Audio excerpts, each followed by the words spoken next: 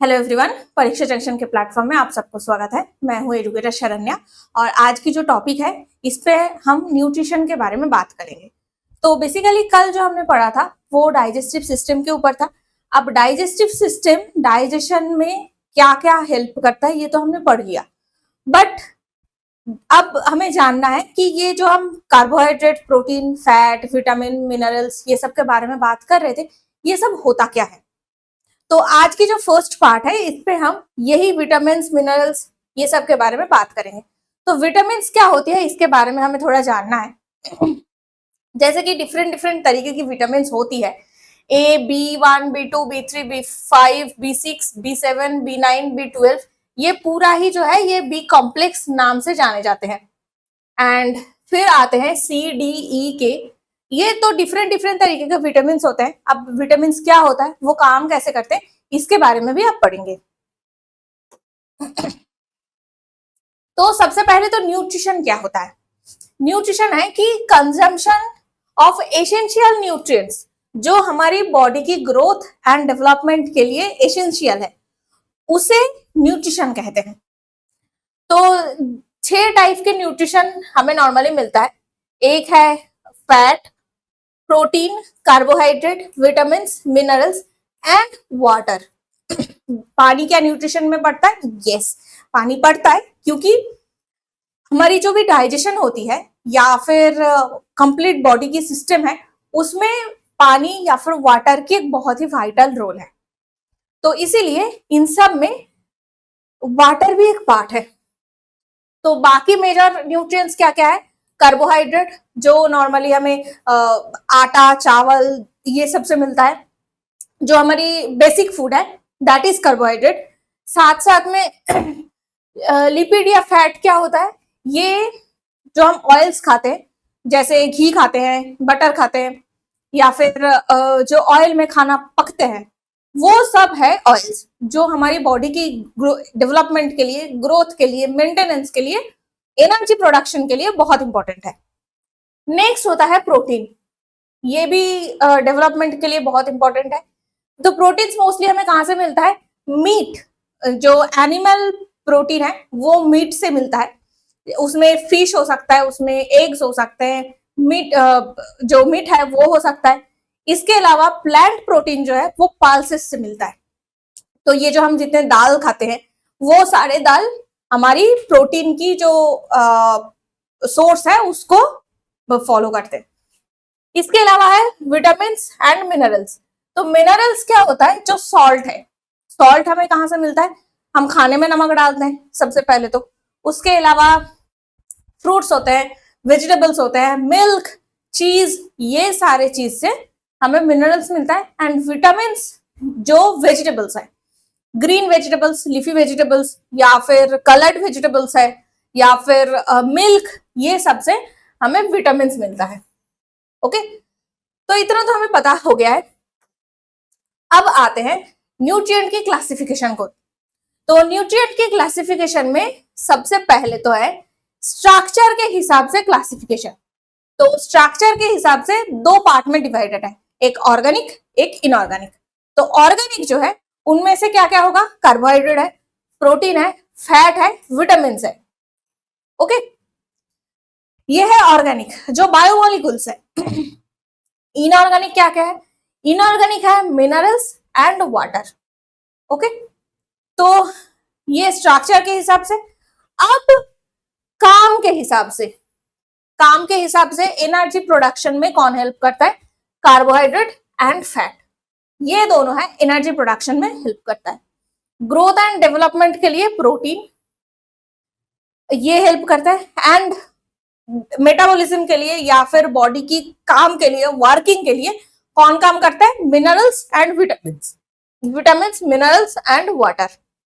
Okay, तो ये classification आपको याद रखना पड़ेगा। अब आते हैं विटामिन के बारे में। तो विटामिन होता क्या है? ये माइक्रोन्यूट्रिएंट्स है जो हमारी बॉडी में बहुत ही कम मात्रा में जरूरत पड़ता है, बट उसकी जरूरत बहुत है, दैट इज एसेंशियल। अगर इसकी डेफिशिएंसी होता है तो बॉडी की फंक्शनिंग बंद हो सकता है, कुछ कुछ डिजीजेस हो सकती है। तो इसीलिए ये माइक्रोन्यूट्रिएंट्स है, बहुत कम मात्रा में लगता है बट बहुत ही इंपॉर्टेंट है। ओके, तो that carry out normal functions but they are not produced in our body. तो हमारे बॉडी में ये प्रोडक्शन खुद से नहीं होता।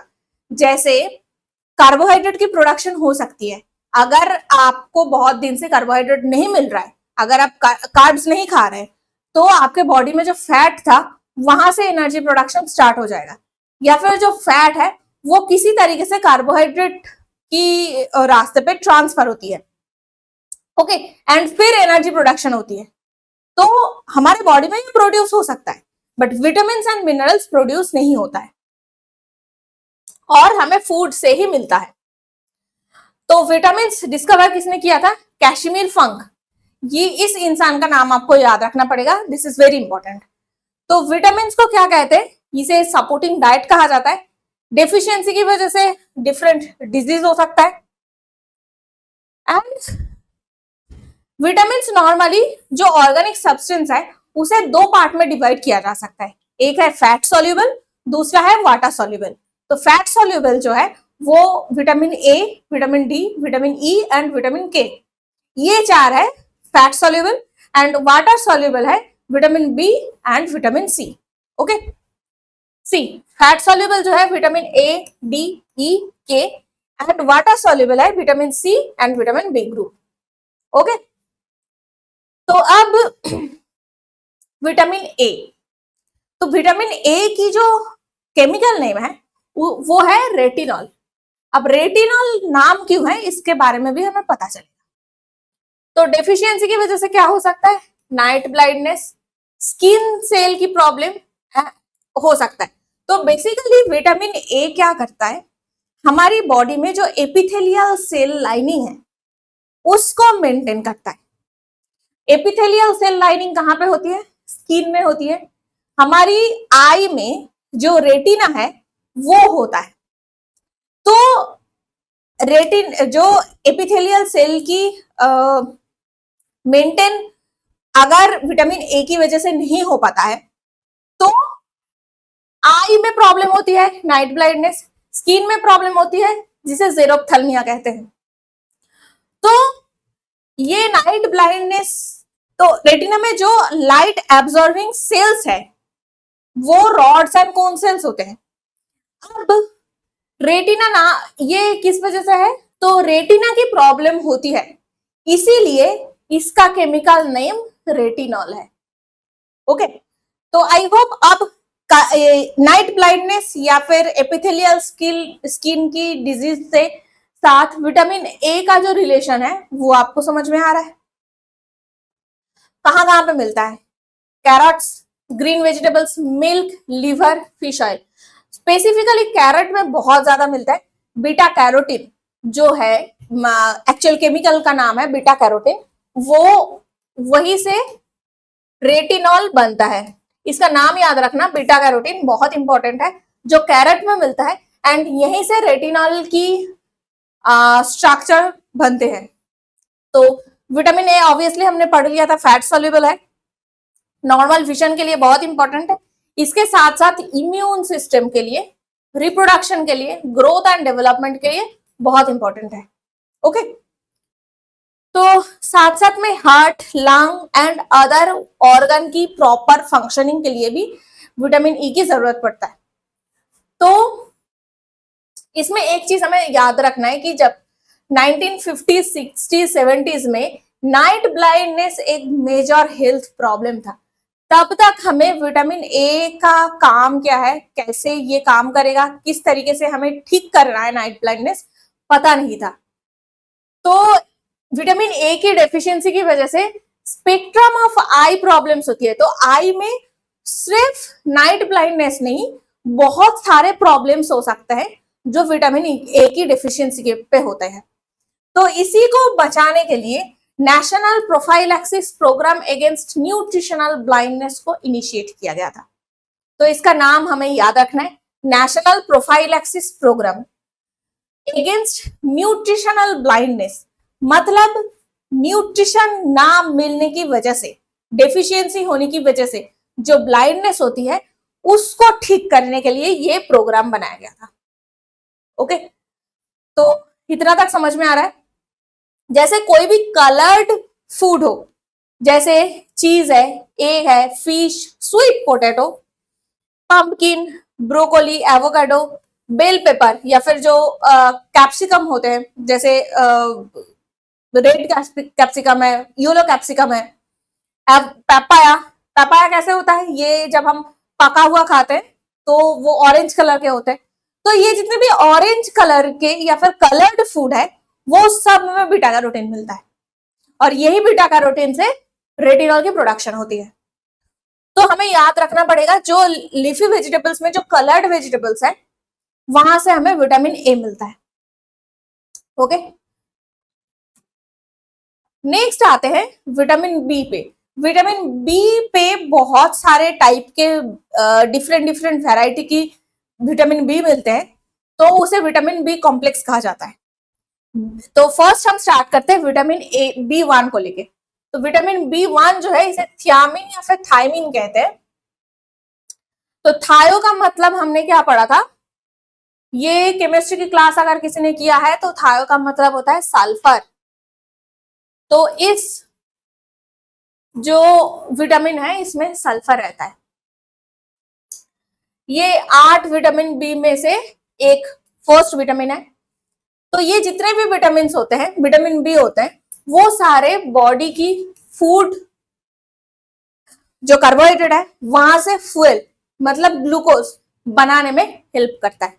तो एनर्जी प्रोडक्शन में ये हेल्प करता है। तो बेसिकली कार्बोहाइड्रेट से जो ग्लूकोज की फॉर्मेशन होती है वो एनर्जी प्रोडक्शन की ही प्रोसेस है। तो विटामिन बी जो है एनर्जी प्रोडक्शन में हेल्प करता है।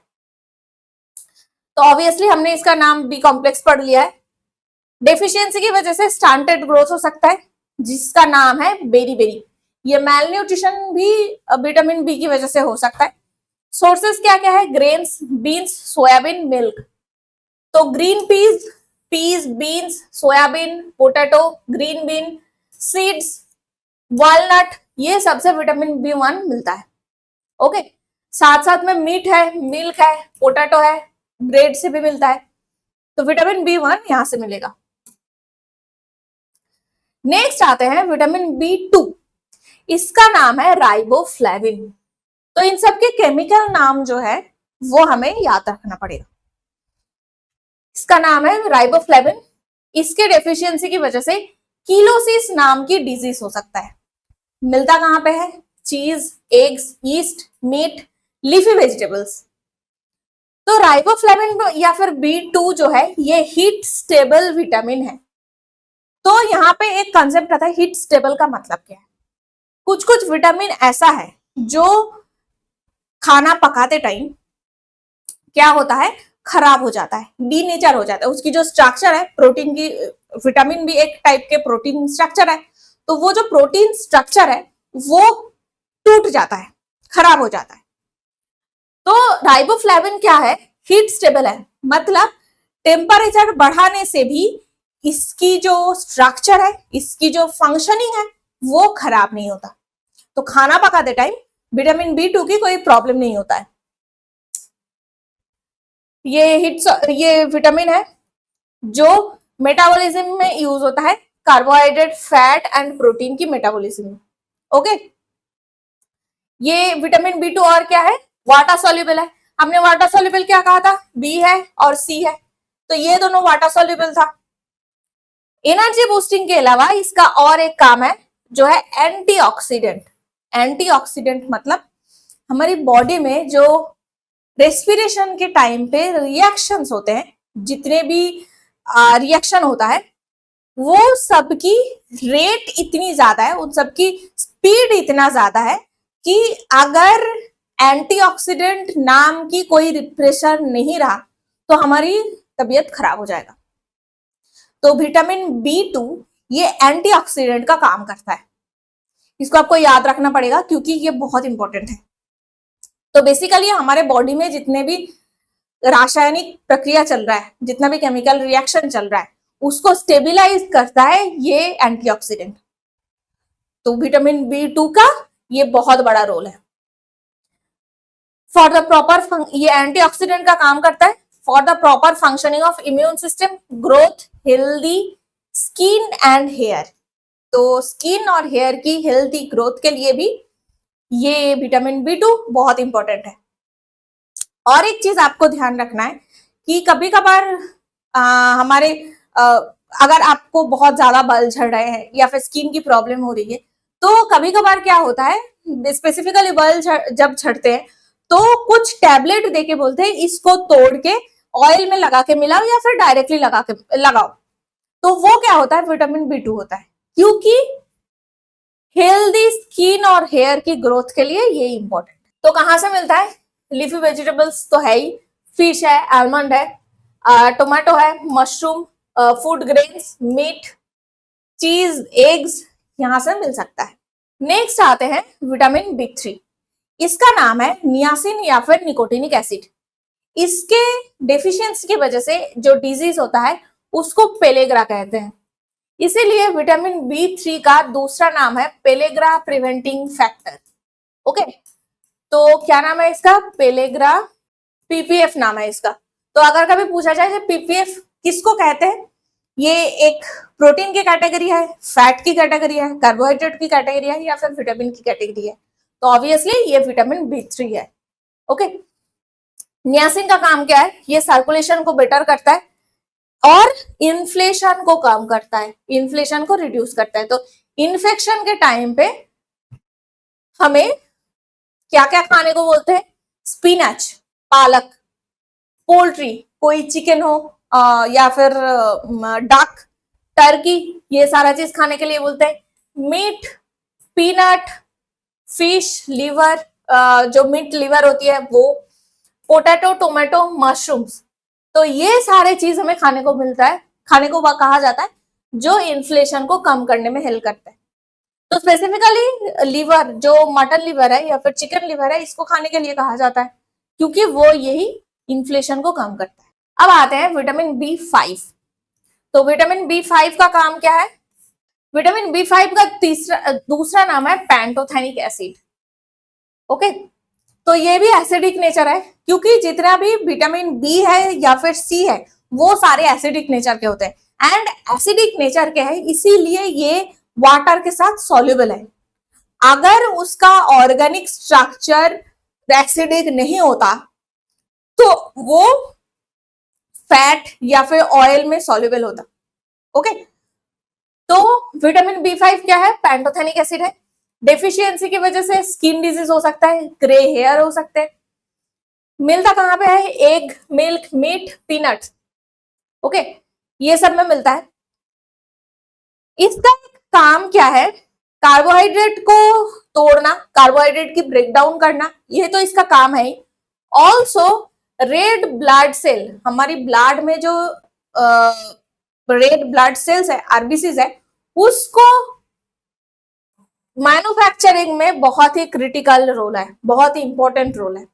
इसके अलावा sex and stress related hormones जो हमारी एड्रिनल ग्लैंड से बनते हैं उसकी मैन्युफैक्चरिंग में बहुत हेल्प करता है। तो ये एड्रिनल ग्लैंड क्या है, ये किडनी के ऊपर बहुत छोटा सा एक ग्लैंड है जहां से बहुत सारे टाइप के हार्मोन्स निकलते हैं। तो एड्रिनल कॉर्टेक्स से कॉर्टिकोस्टेरॉइड्स, मिनरलोकॉर्टिकॉइड्स, सेक्स कॉर्टिकॉइड्स, ये सारे हार्मोन्स निकलते हैं। एंड एड्रिनल मेटाला से adrenaline hormone, nor adrenaline hormone, ये दोनों क्या करते हैं, जब भी कोई स्ट्रेस होता है तो बॉडी को बैलेंस करते हैं, बॉडी को स्टेबिलाइज करते हैं। तो ये हार्मोन्स की मैन्युफैक्चरिंग में, प्रोडक्शन में विटामिन B5 का बहुत बड़ा रोल है। ओके, इसके अलावा डाइजेस्टिव ट्रैक्ट को हेल्दी रखने में और विटामिन या फिर पर्टिकुलरली B2 विटामिन के साथ ये बहुत अच्छे से काम करता है। तो B2 और B5 ये दोनों बेसिकली साथ साथ में काम करते हैं। तो B2 के लिए हमने क्या देखा था, ये हेल्दी हेयर स्किन की ग्रोथ के लिए अच्छा होता है। सिमिलरली डेफिशिएंसी में स्किन डिजीज होती है, हेयर डिजीज, ग्रे हेयरिंग, मतलब सफेद बाल होते रहना, ये सब होता है। तो B2 और B5 की जो काम है दोनों सिमिलर है। ओके, इसके अलावा B5 को कभी कभार एंटी स्ट्रेस विटामिन भी कहा जाता है। तो एंटी स्ट्रेस विटामिन क्यों कहते हैं? क्योंकि ये जो एड्रिनल ग्लैंड से adrenaline secretion, nor adrenaline secretion है, उसकी मैन्युफैक्चरिंग में ये काम करता है, उसकी प्रोडक्शन में ये काम करते हैं।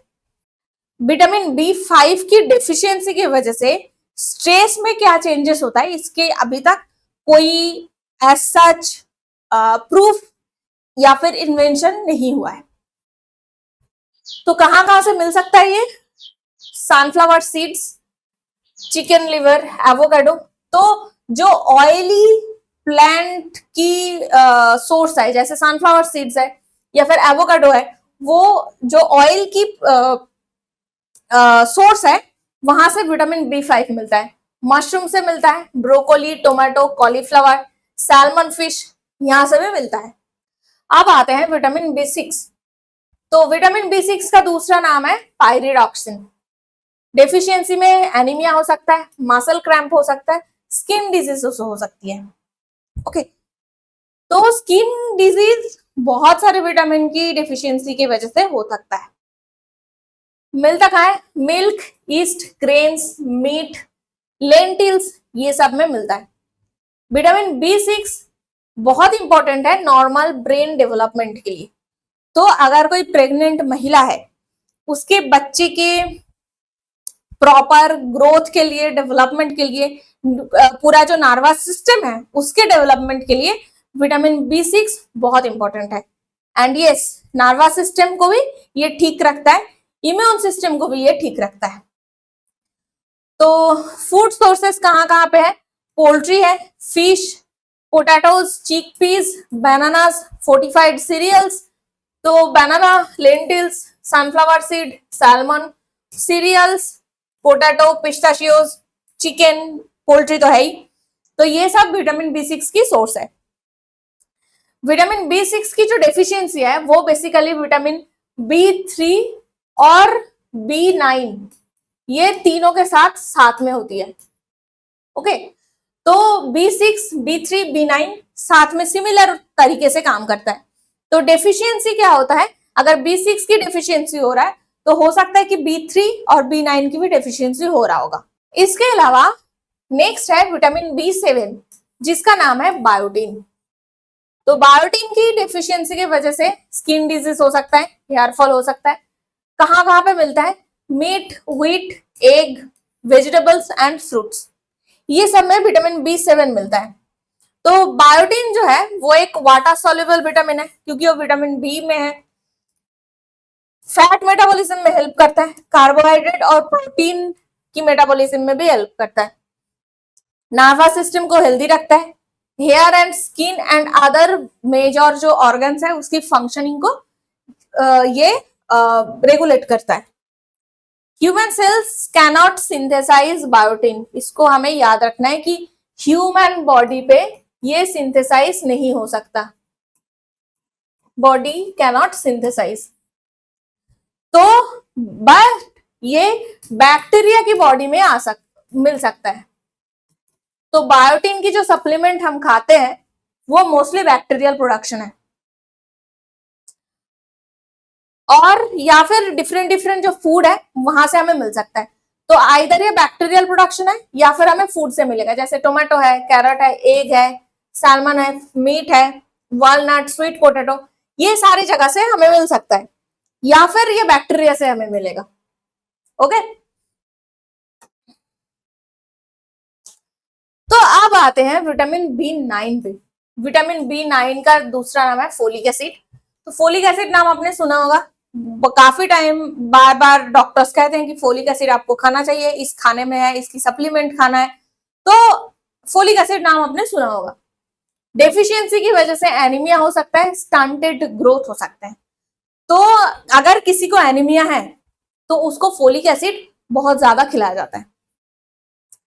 Green vegetables, legumes, meat, egg में ये मिलता है। तो जितने भी विटामिन हैं वो सारे विटामिन बॉडी को कार्बोहाइड्रेट से ग्लूकोज की कन्वर्शन में हेल्प करता है। Vitamin B9 mostly vitamin B6 and B12 के साथ काम करता है। Other vitamin control blood levels of amino acid homocysteine. तो बेसिकली क्या करता है विटामिन B9, होमोसिस्टीन की मेन मतलब होमोसिस्टीन को कंट्रोल करता है। क्योंकि जब भी देखा जाता है कि ब्लड में होमोसिस्टीन की जो कंटेंट है वो बढ़ गई है, तो वो एसोसिएटेड है हार्ट डिजीज के साथ। तो हमारी हार्ट में जब भी कोई डिजीज होता है तो ब्लड में होमोसिस्टीन की भी प्रोडक्शन ज्यादा होती है, उसकी अमाउंट हमें ज्यादा मिलता है। बट यहाँ पे एक चीज ध्यान में रखना है कि हार्ट डिजीज की वजह से होमोसिस्टीन की लेवल बढ़ रहा है या फिर होमोसिस्टीन का लेवल हार्ट डिजीज को मतलब हार्ट डिजीज को क्रिएट कर रहा है, ये अभी तक हमें नहीं पता है। बस हमें इतना पता है कि अगर होमोसिस्टीन की लेवल ब्लड में बढ़ी हुई है तो मतलब हार्ट की कुछ प्रॉब्लम है। ओके, तो ये एक बहुत ही इंपॉर्टेंट चीज है जो आपको याद में रखना होगा। होमोसिस्टीन को आपको बहुत अच्छे से याद रखना है जो विटामिन B9 से रिलेटेड है। फूड कहाँ कहाँ पे है? Peanut, sunflower seeds, mushroom, parsley, walnut, avocado. तो जो ऑयली प्लांट्स होते हैं, ऑयली प्लांट की सोर्सेस है वो सब है। स्पिनच, आलमंड, आर्टिचोक, ब्रोकोली, ये सारा विटामिन B9 का सोर्स है। अब आते हैं विटामिन B12 पे। विटामिन B12 का दूसरा नाम है सायानोकोबालामिन। तो कोबालामिन मतलब क्या है? यहाँ पे कोबाल्ट जो हमने मेटल पढ़ा था वो प्रेजेंट है। डेफिशिएंसी की वजह से फेटल एनीमिया हो सकता है एंड नर्वस सिस्टम को भी डिस्टर्ब करता है। तो फेटल एनीमिया मतलब विटामिन B12 की अगर डेफिशिएंसी हुई तो एनीमिया की वजह से आपको डेथ भी हो सकता है। कहां पे मिलता है? Meat, fish, egg, milk, intestinal bacteria, ये सारे जगह पे मिलता है। विटामिन B12 ऐसा न्यूट्रिएंट है जो बॉडी की ब्लड एंड नर्व सेल को हेल्दी रखने में हेल्प करता है, डीएनए की प्रोडक्शन में हेल्प करता है। डीएनए जेनेटिक मटेरियल की प्रोडक्शन में विटामिन B12 हेल्प करता है। ऑल्सो विटामिन B12 की डेफिशिएंसी की वजह से मेगालोब्लास्टिक एनीमिया हो सकता है। मेगालोब्लास्टिक एनीमिया क्या होता है? इसमें लोग टायर्ड होते हैं, वीकनेस होती है, ये एक कंडीशन है। दूसरा एक कंडीशन है जिसका नाम है पार्निसियस एनीमिया। तो ये पार्निसियस एनीमिया भी जो है, इसमें क्या बेसिकली होता है, जो हमारे हीमोग्लोबिन या हीमोग्लोबिन की प्रोडक्शन है या फिर रेड ब्लड सेल की जो प्रोडक्शन है, उस प्रोडक्शन में बीच में जितने भी स्टेजेस है, उस स्टेज के बीच में एक स्टेज में जो रेड ब्लड सेल है वो उसकी डेथ होने लगता है। This is called pernicious anaemia. और दूसरा है मेगालोब्लास्टिक एनीमिया। ये दोनों का ही हो सकता है विटामिन B12 की डेफिशिएंसी की वजह से। एंड ये दोनों कंडीशन अगर कभी हो गया तो आपके डेथ भी हो सकता है। So they cause fatal anaemia. Okay, तो ये आपको याद में रखना है। कहां कहां से मिलता है? मिल्क है, फिश है, पोल्ट्री, नट्स, एग्स, मीट, चीज। तो मोस्टली जो विटामिन B12 की सोर्स है वो कोई प्लांट सोर्स नहीं है, वो सारे एनिमल की सोर्स है। मिल्क है, कुछ नट्स बस है। इसके अलावा मोस्टली ऑयली जो फूड है या फिर प्रोटीनेशियस जो फूड है वहां से मिलता है, जैसे फिश है, चीज, मीट, ऑयस्टर, पोल्ट्री, ये सब B12 की सोर्स है। अब आते हैं विटामिन C। तो बी हमने सारा कंप्लीट कर लिया है। बी के बारे में और कोई आपको कंफ्यूजन नहीं होनी चाहिए। बस इतना ध्यान में रखना है कि कौन से विटामिन का क्या केमिकल नेम है, उसको आपको ध्यान में रखना है। अब आते हैं विटामिन C। तो विटामिन C की दूसरा नाम है एस्कॉर्बिक एसिड। तो विटामिन B और C का हमने क्या पढ़ा था? मोस्टली वो एसिडिक नेचर के होते हैं। इसके डेफिशिएंसी में स्कारवी हो सकता है। कहां पर मिलता है? आंवला, tomato, vegetables and citrus food. तो जितने भी खट्टा फूड है, खट्टा आपका टेस्ट का जितने भी फ्रूट्स होते हैं, जितने भी वेजिटेबल्स होते हैं, वो सब में मिलता है। जैसे नींबू में हो सकता है, जैसे मौसमी में हो सकता है, या फिर ऑरेंजेस में होता है, या फिर हो सकता है कि वो टोमेटो में हो, या फिर आंवला में होते हैं, तो यहां से हो सकता है। विटामिन बी, जैसे B2 का हमने पढ़ा था, हीट स्टेबल है, मतलब हाई टेम्परेचर में वो खराब नहीं होता, बट विटामिन सी खराब हो सकता है। तो इसलिए एक चीज देखना, जब हम खाना बनाते हैं तो खाना बनाते टाइम घर पे अगर आमचूर पाउडर है, या फिर नींबू का रस है, या फिर इमली का रस है, आंवला है, तो ये सब जब खाने में डालता है तो एकदम लास्ट में खाना उतारते टाइम, गैस से या फिर चूल्हे से उतारते टाइम तब दिया जाता है। तो घर पे मम्मी लोगों को पता नहीं है, बट उनको इतना पता है कि अगर खट्टा हम पहले डालेंगे तो खाना खराब हो जाता है। दैट इज बिकॉज क्योंकि ये गर्मी से खराब होता है। ओके, तो ये एक प्रैक्टिकल नॉलेज है जो हमें घर पे देखने को मिलता है, बट अब हमें पता चल रहा है। विटामिन सी क्या है, ग्रोथ और रिपेयर के लिए बहुत इंपॉर्टेंट है। जैसे जैसे अब इस पे एक मजेदार चीज बात करते हैं, ये जो स्कारवी डिजीज है, ये पता कैसे चला था? तो बेसिकली अगर हम विटामिन सी की सोर्सेस देखें, सारे के सारे फ्रेश वेजिटेबल्स हैं। Citrus juice, orange, kiwi, bell pepper, strawberry, Brussels sprouts, broccoli, grapefruit, tomato juice, cantaloupe.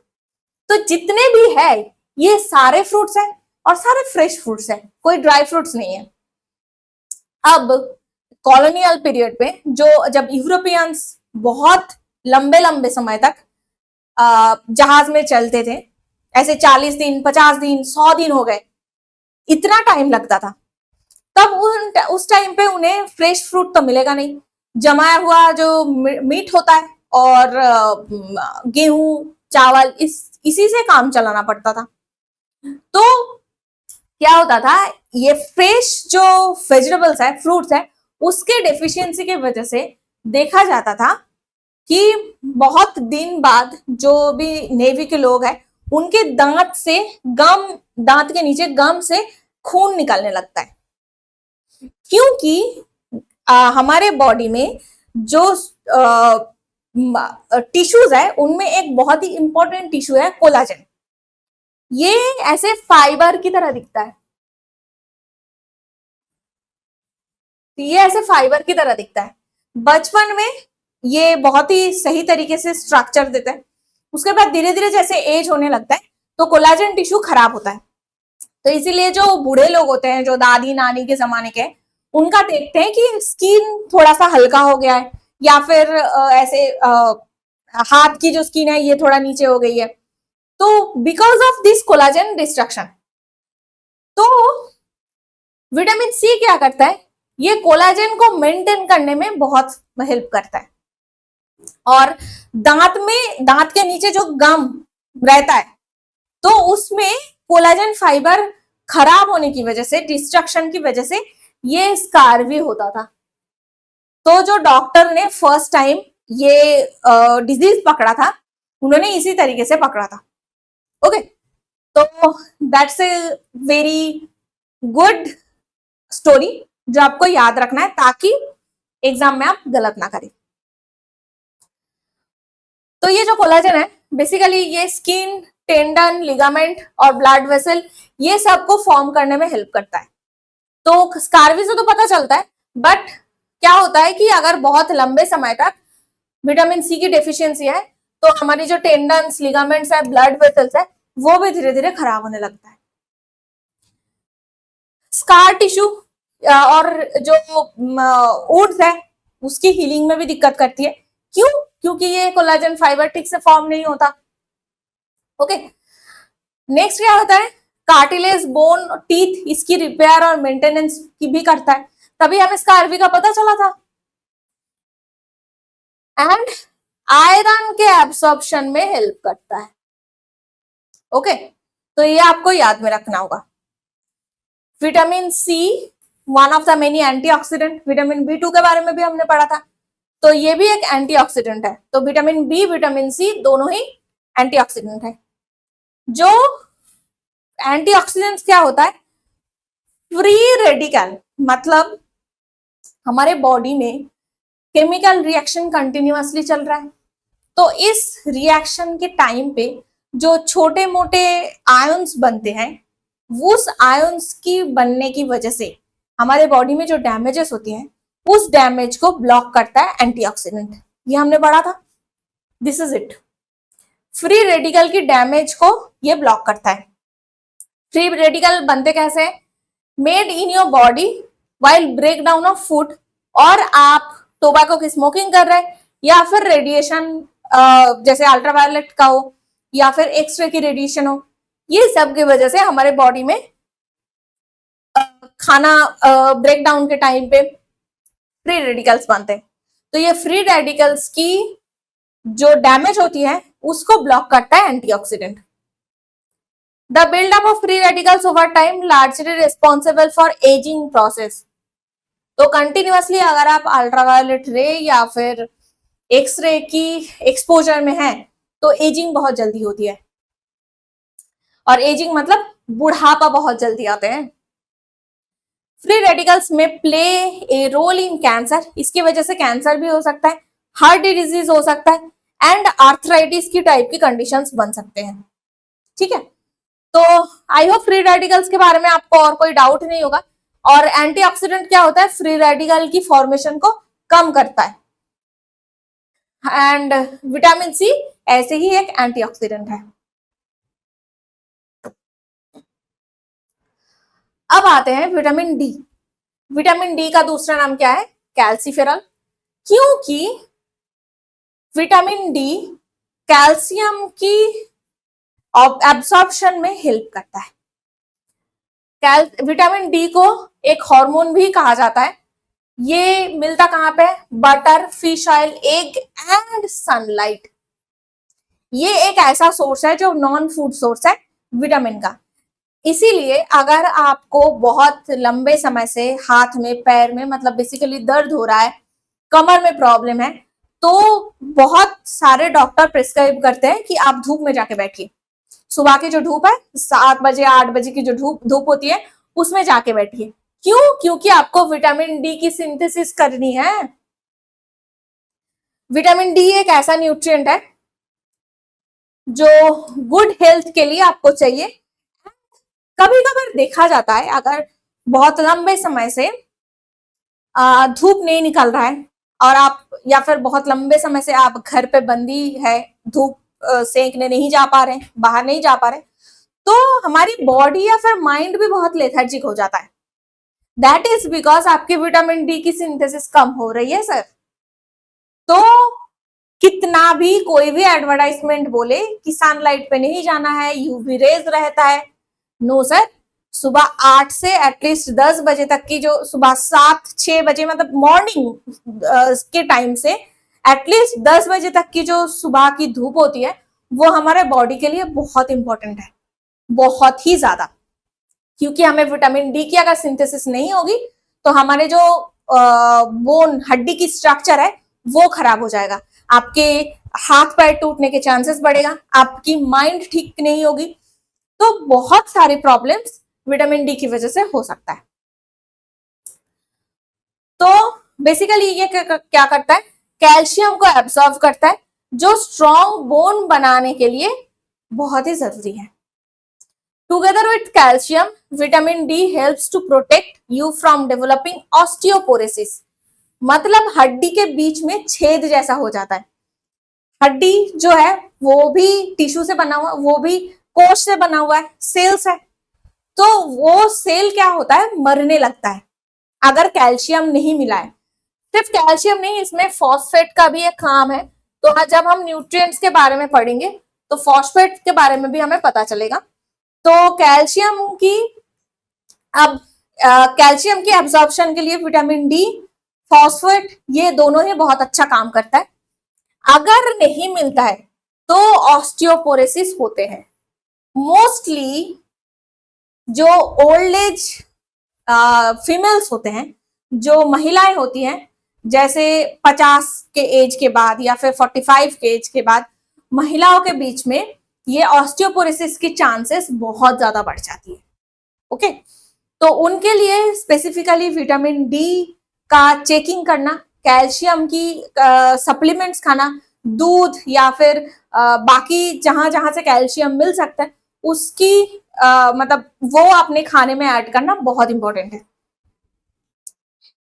तो ऑस्टियोपोरोसिस क्या है? एक ऐसा डिजीज है जो हड्डियों को वीक करता है, हड्डियों को पतला कर देता है, एंड उसकी वजह से बहुत जल्दी जल्दी ब्रेकेज की चांसेस होती है। डेफिशिएंसी की वजह से जो डिजीज है उसका नाम है रिकेट। ओके, तो कहां पे मिलता है? सनलाइट पे मिलता है। Cod liver oil, salmon, liver, चीज, एग, मिल्क, टोफू, मशरूम, ये सब में मिलता है, एंड स्पेसिफिकली सन तो है ही। ओके, अब आते हैं विटामिन ई। इसका नाम है टोकोफेरॉल।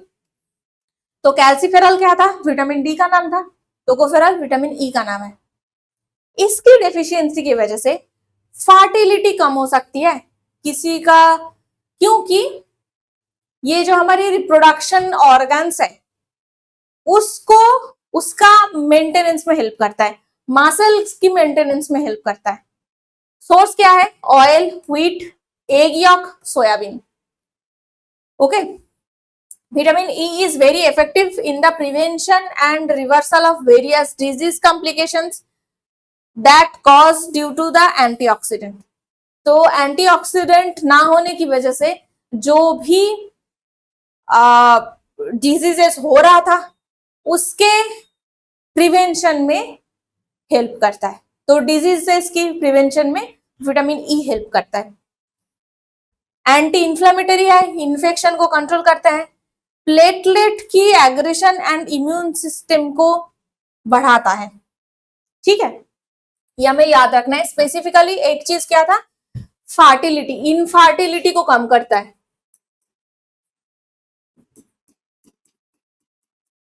तो अगर डिफिशियंसी होता है तो इनफर्टिलिटी की चांसेस भी आ सकती है। कहाँ कहाँ पे मिलेगा? ऑलिव ऑयल है, कोकोनट ऑयल, सनफ्लावर ऑयल, केल, spinach, broccoli, avocado, almond, peanuts. तो मोस्टली जो नट्स होते हैं या फिर प्लांट की जो फैट सोर्सेस है, ऑयल सोर्सेस है, हमें उद्भिद से जो जितने भी तेल मिलते हैं वो सब में विटामिन ई बहुत ज्यादा रहता है। अब आते हैं विटामिन के। तो इसका दूसरा नाम है नैप्थाक्विनोन। ओके, तो इसके डेफिशिएंसी की वजह से ब्लड क्लॉटिंग नहीं होती। अगर मान लो आपको कोई खरोच आई है या फिर हाथ कट गया है या फिर चाकू से हाथ कट गया है, कोई भी हुई है, कुछ भी हुई है, तो थोड़े टाइम 1 मिनट, 1.5 मिनट, 2 मिनट बाद धीरे धीरे ब्लड गिरना बंद हो जाता है, खून निकलना बंद हो जाता है। वो क्यों? क्योंकि हमारे ब्लड में ये विटामिन के रहता है जो ब्लड को क्लॉट कर देता है, मतलब ब्लड को जमा देता है। तो ये जो काम है विटामिन के करता है। ये कहां पे मिलता है? इंटेस्टाइन में जो बैक्टीरिया है। तो अभी तक हमने पढ़ लिया था डाइजेस्टिव सिस्टम में कि इंटेस्टाइन के अंदर बैक्टीरिया रहते हैं, अपेंडिक्स के अंदर बैक्टीरिया रहते हैं जो गुड बैक्टीरिया है, जिसे गट बैक्टीरिया भी कहता है। तो विटामिन के इंटेस्टाइन के बैक्टीरिया के अंदर मिलता है, ग्रीन वेजिटेबल्स में मिलता है, एग्स एंड सोयाबीन में मिलता है। विटामिन के हेल्प कहां करता है? Various protein that are needed for blood clotting. तो ब्लड क्लॉटिंग के टाइम पे जो प्रोटीन्स की जरूरत पड़ती है उसकी प्रोडक्शन में भी विटामिन के हेल्प करता है। साथ साथ में बोन्स की बिल्डिंग में भी हेल्प करता है। तो प्रोथ्रोम्बिन एक ऐसा प्रोटीन है जो विटामिन के ऊपर डिपेंडेंट है डायरेक्टली, एंड ब्लड क्लॉटिंग के टाइम पे ये काम करता है। तो बेसिकली प्रोथ्रोम्बिन से क्या होता है? प्रोथ्रोम्बिन से थ्रोम्बिन प्रोडक्शन होती है। तो ये थ्रोम्बिन जो है ब्लड क्लॉटिंग की फर्स्ट स्टेप है। ऑस्टियोकैल्सिन एक अनदर प्रोटीन है जो भी विटामिन के मतलब उसके काम के लिए विटामिन के की जरूरत पड़ता है, जो बोन टिश्यू को बनाने में काम करता है। ठीक है, तो हमने कहां पे देखा, ब्लड में और बोन में, ये दोनों में बेसिकली विटामिन के काम करता है। विटामिन के रिच फूड क्या क्या हो सकता है, केला है, ब्रसेल्स स्प्राउट है, ब्रोकोली है, asparagus, cabbage, green bean, snap beans, kiwi, collard greens, turnip, spinach. तो मूली का पत्ता, स्पिनच, ये सब में रहता है विटामिन के। ओके, तो अभी तक हमने vitamin A, D, E, K, vitamin B complex, vitamin C सब के बारे में पढ़ लिया है, उसके डेफिशिएंसी और जिसका बहुत स्पेसिफिक सोर्स है, जैसे विटामिन डी की सोर्स सनलाइट है, या फिर विटामिन सी की सोर्स जो सावर फ्रूट्स है, जो खट्टा फल होते हैं वो है, इसके बारे में हमें पता करना है। केमिकल नेम जो है वो क्वेश्चन बहुत पूछे जा सकते हैं। इसके अलावा डेफिशिएंसी की वजह से कौन सी डिजीज होती है, किसकी वजह से रिकेट होती है, किसकी वजह से बेरीबेरी होती है, किसकी वजह से पेलेग्रा होती है, किसकी वजह से स्कारवी होती है, ये सारा चीज आपको याद रखना है, क्योंकि कई बार ये सारे क्वेश्चंस पूछे जाते हैं। That's it everyone. तो आई होप आपको ये जो टॉपिक है विटामिन का ये समझ में आ रहा है। अगर आपको कोई भी डाउट है तो आप हमारे साथ Facebook, x, YouTube, Twitter, WhatsApp, Telegram, ये सारे प्लेटफॉर्म में हमारे साथ कांटेक्ट कर सकते हैं। नीचे दिए हुए डिस्क्रिप्शन के जो नंबर है उस पर आप जरूर कॉल कीजिए। इसके अलावा व्हाट्सएप और टेलीग्राम में हमारी चैनल भी है, आप उसको जरूर ज्वाइन कीजिए और ये सारे जो वीडियोस हैं वो आपको डायरेक्टली मिल जाएगा। एंड अगर आपको वीडियोस अच्छी लगी है तो दोस्तों के साथ शेयर कीजिए, ताकि ये जो इंफॉर्मेशन है ये उनके साथ भी आप शेयर करें। एंड बाकी एग्जाम्स की नोटिफिकेशन के लिए और बाकी बैचेस के लिए कौन कौन सी एग्जाम्स के लिए अभी हम पढ़ा रहे हैं, ये सब जानने के लिए जरूर सब्सक्राइब कीजिए टू परीक्षा जंक्शन।